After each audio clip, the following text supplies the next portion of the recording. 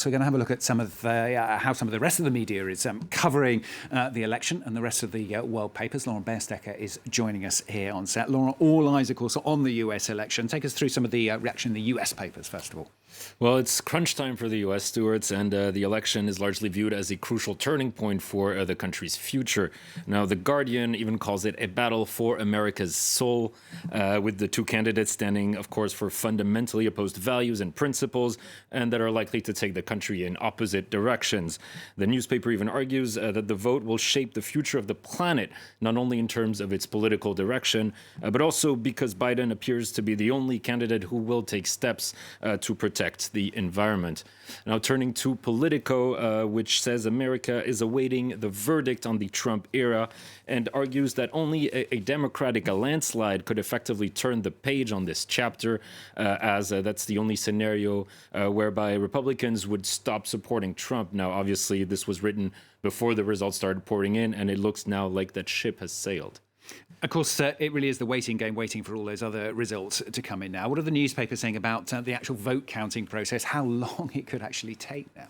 Well, that's the question posed by Vox, which is attempting to explain why this is taking so long and how long we can expect to wait and when we can see those definitive results.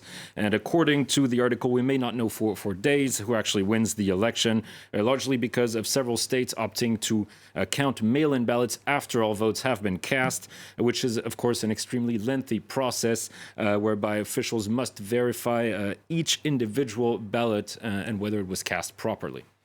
Well, of course, a lot was said before the election about possible voter intimidation and violence as well in the build-up to this election. But voting, well, largely unfolded without incidents. What are the papers saying about that, Laura? Well, the election, according to the Washington Post, unfolded mostly in peace after a season of fear, and concerns of armed militias showing up at the polls have been largely unfounded, as it turns out. The paper reports that despite some minor, mostly technical issues, the fears of this widespread unrest did not materialize, largely thanks to a massive police presence across the country.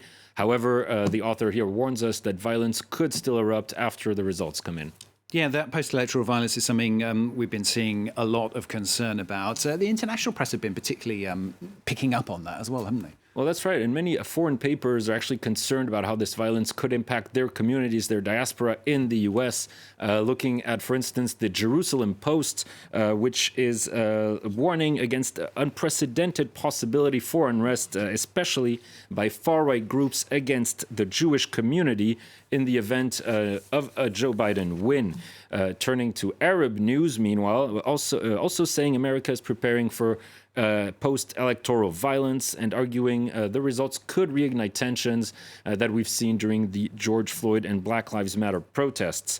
Now, the article does even point out that many cities have been bracing for this, setting up barricades and closing some shops in preparation for this potential unrest. So just check, there's 7 states still to declare, which means, of course,